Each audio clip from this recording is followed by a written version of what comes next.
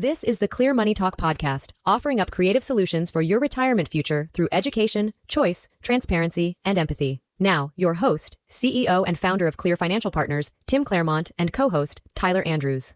Hello. Welcome to Clear Money Talk. I'm your host, Tim Clairmont, CEO and founder of Clear Financial Partners.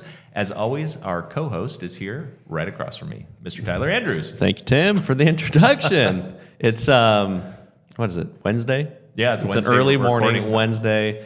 It's dark out, it's gloomy, but we're bringing the energy today. Oh, we like are. we always do, man, because we're talking money. Yep. Money My gets us nitro pumped up. cold brew is just kicking in. Good. So- I can slowly see like the veins Yeah. starting to pop and you're ready to go. So yeah, we're happy to be here. Thanks for tuning in. We got another, hopefully, great episode for you guys in the works. Tim, are you ready for the topic? Yeah, I have no idea what it is. As the always. viewers know, That's the new deal now. So You and I were just talking about maybe, well, it's probably 3 or 4 episodes from this one when this one gets released that you'll be surprising me. yes, I with will. the topic. I will be surprising you with So, I'm excited. I'm looking forward to that one. I already have an idea of what I'm going to hit you with, so it'll He's be good. going to come up with the hardest, most difficult topic ever. Obscure. I'm going to be deer in the headlights. I'm going to be like, It'll be something like, explain to me the reason for the Great Depression and go over all the details of this is going to be great. Yeah. No, that's not what we're going That'll to be do. fun. I'll hit him with something more germane and poignant and Thank you for that. significant Make for me all look of the, good. all the Yeah. listeners. Please. And I'm going to make you look good. Yeah. All right, go ahead. Okay, What do you topic got of for the me day. today? You're going to stump me today. I feel it. No. This will be a fun one to talk about. The great retirement debate. Should you move or stay put?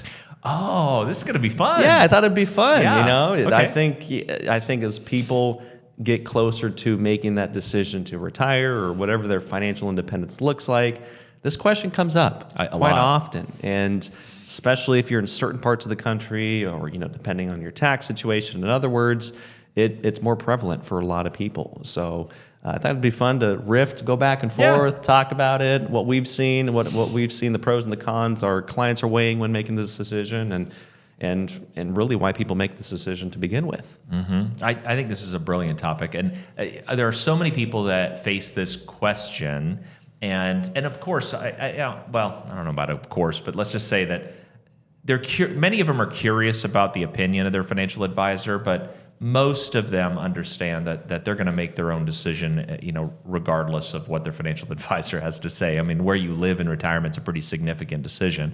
However,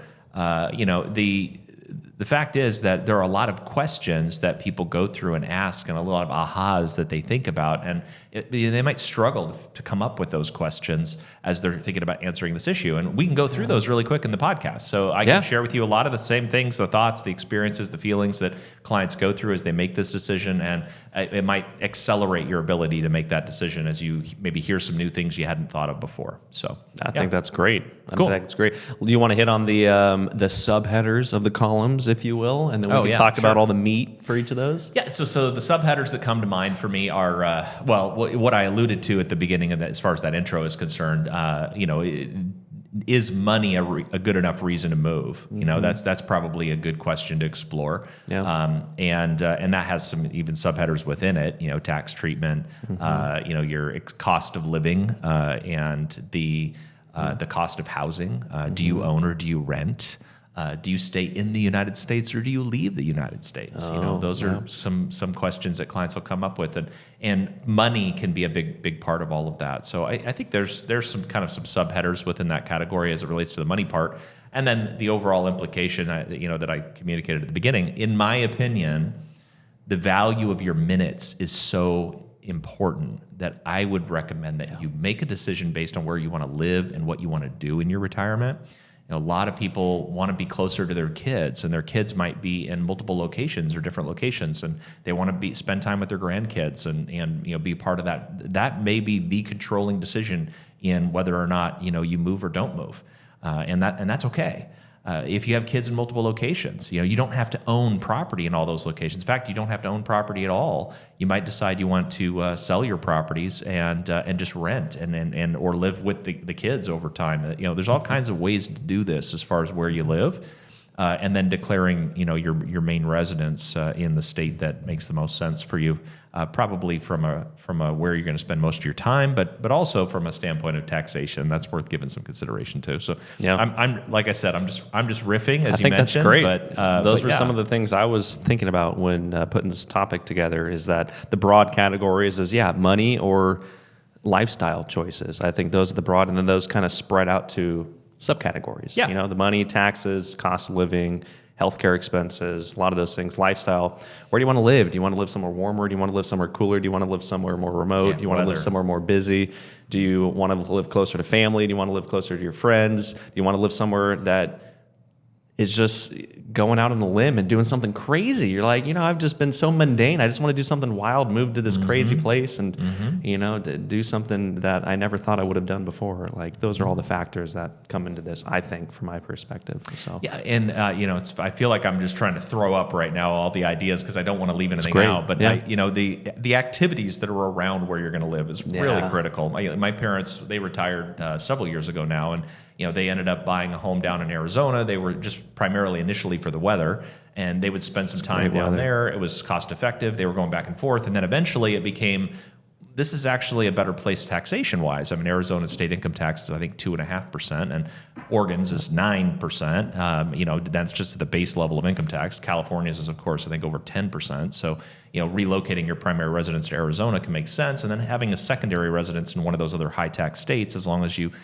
spend the less than usually half the year or whatever the limitations are for the state, you can usually have that be a secondary residence and not be subject to that state's income tax. So there could be some state income tax savings there, and eventually that but that was secondary. Initially, it was weather and kind of lifestyle, and then it was taxation, and then now it's community. I mean they moved to a new location in Arizona that they absolutely love, and they spend even more time down there than they used to during the winter months, because the relationships, the friendships, and all of the other people that they get to spend time with, and the activities. I mean, pickleball is one of the things. I love pickleball. They love to do pickleball. Tyler Tim and I and just I played it recently. Oh my gosh, we had a little bit too much fun. We did. We were sore the next day. It was a good time. Let's just say It was that. a good time. Yeah. So I did a little bit of 1-on-2. That was actually pretty Yeah, fun. you took on that's me and right. Olivia. That was good. that was a good time. I'm Yeah. not a great pickleball player.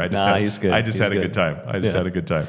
But yeah, no, I think what you want to do in retirement is a big deal, and how much time you want to spend with the various ideas that you have. If you got a lot of ideas for retirement, it doesn't mean you have to do the same thing every day, 365 days out of the year. So if you want to have a little variety in your year, think about the seasons, think about where you want to be, and what does that mean as far as location. And then you can choose a primary residence location that's also tax efficient. Nevada is a great option with no state income tax. Texas has no state income tax. Florida has no state income tax, and of course, much closer to us, Washington has no state income tax. If you're okay locating your primary residence in any of those states, that'll decrease your income tax consequences. And most of our clients still have to deal with state income tax consequences if they're from an income standpoint in your retirement years. Your Social Security income in general is usually not taxed from a state income tax standpoint, but your any distributions from like IRAs, 401ks, any kind of pension distributions, all of those still get subjected to state income tax, and that can be a major issue. Yeah. If Social Security is your primary income source, then everything we're talking about with state income taxes probably doesn't apply to you. You could pretty much live wherever you want because you're probably you're not dealing with state income tax. So you can live in California or Oregon as your primary residence and not have to worry about it, because your Social Security income is, if that's your only income source or your primary income source and you have very little additional income, you may not even have much going on in the state income tax world anyway. So maybe not even federal either. Yeah, but we can't give tax advice. We're not tax attorneys. We're not CPAs. We're not seeking to be your tax preparer. We will not do your tax returns, nor will we defend you in a tax audit. We are not CPAs, as Tyler said. Yeah. However, we do assist our clients in managing our portfolios with taxation in mind. Yep. And managing retirement income planning distributions with taxation in mind. And we work together with your accountant to make sure that you're as tax efficient as possible when we're dealing with those things. Yeah. So I read an article, I don't know if it was recently or a while ago, that they were saying if you strategically plan, you can basically live on a cruise ship cheaper than living on land, depending on where you live and your cost of living and all those other factors. I'm curious how that could work for somebody in retirement. As a big cruiser, I've been on a couple dozen cruises. I absolutely love cruises. They're just a lot of fun for me. They're not for everybody. This is a curveball. I'm sorry, everybody. I thought this would be fun to throw. I think it is actually with the regularity and the loyalty opportunities. And if you locate yourself near a cruise port, like Seattle or Southern California, those are a couple of cruise ports. But the bigger ones are, of course, Florida. There's a ton of cruise ports there. It's easier for you to hop on take advantage of some of those last minute deals, and it can be very, very cost effective to spend significant amount of time on some of those. In fact, I was talking to a client of mine. They retired to Florida. And the spouse decided, she wanted to just do something for fun, and she actually became an employee at Disney World. And that's so cool. She's having a good time. Like how cool is that's that? So cool. That's so cool. That would be so much fun. I was just talking to her husband yesterday, and I was like, hey, where's your wife? Normally we want to talk to both of you, of course, all the time. And she was at work. She was at work at Disney World. I was like, cool. That's so cool. Anyway, that's awesome. No, your vision of our mission is we empower our clients and associates in their journey to achieve their unique vision of happiness, and I want to make sure that their happiness is achieved and surpassed, and that vision changes over time. And I'm excited to see where people decide to do it. So I would put happiness and lifestyle and what you want to do as the top priority when you're making the decision on where you want to live. And then, okay, now how do we build the most financially efficient plan to accomplish that vision that you just communicated? And that certainly considers things like state income taxation and cost of living and whether you should own or rent. One other idea I'd share, just from a concept standpoint. Some of our clients feel uncomfortable with the idea of selling all their property or their primary residence, for example, and then renting, and then feeling like, what if they want to buy a property later, and the value of houses can go up, and they might not be able to afford to buy that house later on. So they're really reluctant to give up that foothold in real estate, and I totally get that, and I don't disagree. I actually think that it's a good idea to hang on to that footprint. But something that we've discussed, and many clients have actually chosen to do, is if you want the flexibility of not having to live in that one house, you want to be able to be mobile and you want to go to different locations, but you still want a foothold in property, you might look at turning your primary residence or into a rental property. And then having that rental property continue to be your foothold in real estate, and you can then live in wherever you choose, as far as renting and everything else, without feeling like you have to be grounded to that property that you own. And then you do own a piece of real estate that way. And if your primary residence isn't a good house to turn into a rental, you might consider replacing your primary residence just before you retire with one that does look like it would be a good property to turn into a rental. And those are all the kinds of little subtle ideas that we'll discuss with clients sometimes. I like that. I think that can be a great idea depending on the situation, the person, and then you can use that rental income to rent wherever you want to go. I mean, I think that's awesome by keeping your foothold in the real estate. That's really cool. I think we talked about a lot of pros. Really quickly, any cons that maybe we can talk about? I mentioned the pros and the cons of this. Can we think of any cons? I mean, I know I can. What do you think? Yeah, no, I mean, the biggest one that comes to my mind, actually, and sometimes something we haven't really talked about a lot, people will move for medical treatment. And if you've got a good relationship with a doctor locally and you relocate, you'll want to give serious consideration to what the health services are like wherever you're going to be locating. And you may not have any health issues at this time, and you might not be thinking about it, but as we all get older, things come up. And if things come up, you want to make sure you have some really good care professionals that are close by wherever you decide to locate. I do know some clients have specifically decided to relocate because they wanted to be close to the best healthcare for a condition that they maybe were experiencing early onset symptoms of, or that they thought they might even be subjected to later. How high a priority it is for you to be near excellent healthcare is something you might want to give consideration to too.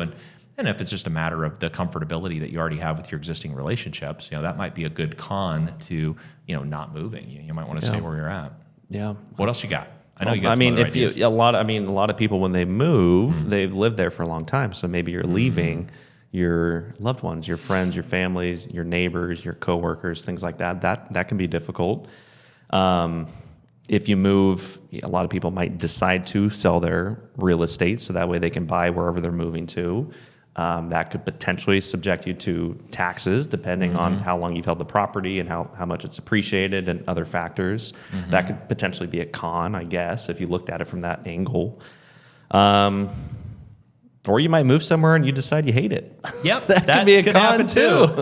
And if you totally uprooted, it could be difficult then to reroute back there if you wanted to, return. That's right. In fact, a lot of times, I'll tell clients the last couple of years they're planning on working, I'll encourage them to look ahead at the retirement income stream that they're expecting to be living on and adjust their lifestyle to that level of income. Sometimes clients are going to be living on a lower income level in retirement than they have while they're working. And if that's the scenario, it's easier to do that while you still have a job so that you don't prematurely quit and then realize you can't afford to live on that level of income. That's not the lifestyle you want. So you might decide to go ahead and work a little bit longer. Same concept here with selling your house and moving. Selling your house can be a very permanent decision. You're not likely to get that house back. Retiring can be a very permanent decision. You're not likely to get your job back. So test before you make that permanent decision.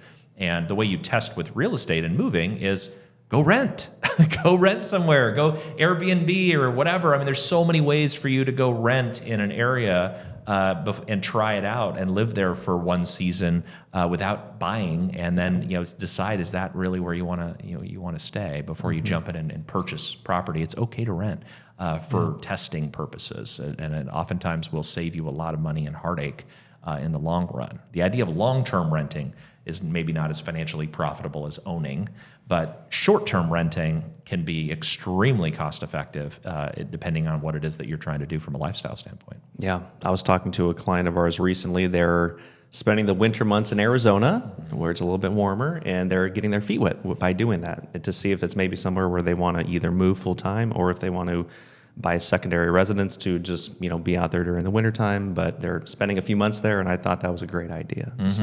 Similar concept, long-term rentals and things like that. So, and let's talk briefly about outside the United States. We do have a few clients that have decided to relocate. That's definitely something I would encourage you to test before you make that decision. Make sure that you have the community you want, the lifestyle you want, but if it can be very cost effective. We have clients that have relocated to Mexico. We have clients that have relocated to Thailand. I know of other friends and colleagues and other clients of other friends and colleagues who have relocated to Spain and Europe. And where you want to spend your minutes is the priority. So Costa Rica, Panama. I mean, I've heard of all these things. Canada, Puerto Rico. Might want to relocate to Canada in retirement. I have a very good friend who's done that. And Puerto Rico is still a U.S. territory, which is nice too. Yeah. So you can, that's another thing too. That's another thing is consider the U.S. territories if you want to be in the United States. It doesn't have to be the 50 states. There are those U.S. territories. The U.S. Virgin Islands. Yeah. That's pretty good to me. Living on the beach. There's some options. There's a world of choice out there and an opportunity for you to really pursue that vision of happiness. So excited for that. And maybe your vision of happiness is not to move. It's to stay right where you're at, with the community you have, the home that you have. Maybe you just want to, downsize or buy a single level property. A lot of clients want to do that, but still stay in the same area. Absolutely nothing wrong with that strategy either. But there are still ways to be tax efficient and financially efficient when you're dealing with that. And look at the cost of living. There are a lot of people that are relocating over the last 30 years. I know a lot of native Oregonians are really upset about the fact that people will move up from California. It's like the invasion of the Californians. And here we are. I moved up when I was 8 years old from California. That's where I was born. I'm guilty too. Tyler is a Californian as well from Napa Valley. That's where he was raised. It's great. So that happens. And I mean, obviously, I'm biased. My wife, Crystal, is a native-born Oregonian. She will not let me claim Oregonian as native because I was 8 years old when my family relocated me. But yeah, I mean, it's a real thing. You think about if you want to live on the West Coast of the United States and you want to live in a major metropolitan area, there are only 5 cities that are major metropolitan areas on the West Coast of the United States. You're dealing with Seattle, San Francisco, San Diego, Los Angeles, and Portland. And of those 5 locations, The least expensive one from a cost of living standpoint and from a price of real estate standpoint is Portland, which is part of why a lot of people will sell if they're in those other locations and relocate here because it is less expensive. Their money goes further. They have more money from the sale of their home and they can relocate here. And it's a great place to retire. I mean, absolutely love our state. I love Portland. And I can't imagine leaving anytime soon. But I do like variety and I do like that diversity of lifestyle. And so I definitely enjoy traveling. So figure out where's your base camp, where do you want to travel to, and what do you want to do? Those are the things that are really worth exploring as you think about your own retirement planning. Absolutely. Let's get into just the answer. Yep, I agree. Fun riffing. Let's go. That was fun. Okay. Yep. Let's revisit the topic. It's the great retirement debate. Should you move or stay put? So, Tim, take it away. All right. Sure. You got this one. All right. So just the answer. Here's the bottom line. Bottom line is make sure that you're making a decision based on what you want to do and how you want to spend your minutes, not about your money. So first think about what's your lifestyle like, what are your minutes going to be like in your retirement experience, and then make that the priority. Then you analyze it for the financials. Give consideration when you do then get ready to analyze it for financials to everything from state income taxes, whether or not they apply to you or don't apply to you, how high they are, cost of living, how expensive is it to live in that particular area, your location to your family and your friends, your location to medical services that you might need, and whether or not you want to own at all or whether you want to rent. And if you want to do a strategy of possibly owning a rental property that somebody else pays for so that you can then rent and not feel tied down, that's another thing worth considering. I think we had several other tips and insights and suggestions and discussions in the longer version of the show. And frankly, I had a good time, so I hope you have a good time and want to listen to the whole version of the show too instead of just the answer. But I think that covers the basics. Anything I left out? I mean, we may have talked about living on a cruise ship. So if you want to hear about that, you got to listen to the full episode. So you don't get that on just the answer. No, sorry. That's fair. Yeah. Trivia. Yeah. You ready for some trivia? Yeah, hit me. What do you got? Okay. Which popular board game was originally called The Landlord's Game before evolving into the version we all know today? Oh, I think that was Monopoly. It was Monopoly. Yes, it was Monopoly. It was Monopoly. The Landlord's Game. Okay, the other options were The Game of Life, which we talked about. That's a great game too, by the way. Clue. I love board games. I love all games, frankly. Yeah, you do. Yeah. Clue. Risk. Sure. Clue's not as good of a game. And Monopoly. I find Clue kind of boring. Some people like Clue, but I mean, be honest. When was the last time you played Clue? I mean, it's like, I don't know. It's just process of elimination. I guess it teaches you process of elimination, but it's just not a bad thing. But, no, it's not. But no. Yeah. Chew. Bless you, Tim. Sneezes. Yes. Thank you all for tuning in today. I'll wrap this up for Tim and I as he's sneezing away. If you want to learn more about what we do, what services we offer, if maybe there's a beneficial relationship that could exist, or if you want to pick our brain about should you move in retirement or if you should stay put, the topic of this podcast episode, give us a call. We're always happy to talk to you and, cultivate new relationships and see what we can do to help out. That's what we do. That's why we show up every day. So our number is 503-579-1000. You can visit our website, clearfp.com. Or you can help Tim achieve his big, hairy, audacious goal of teaching 1 billion people something smart about money. So please visit somethingsmartaboutmoney.com. If you learned something today, get counted, and we'll see you on the next episode. Love it. Love it. Can't you just listen to that smooth that was pretty radio good, voice that Tyler's got going on? Yeah. Just that'll, I got a face for TV and I got a voice for the radio. You do. That's solid stuff. That'll put you to sleep right there. Yeah. You can use this as a sleep story and listen to the ending on repeat over and over and over again. It's okay to say you're welcome. Thank you for joining us on Clear Money Talk. Until next time.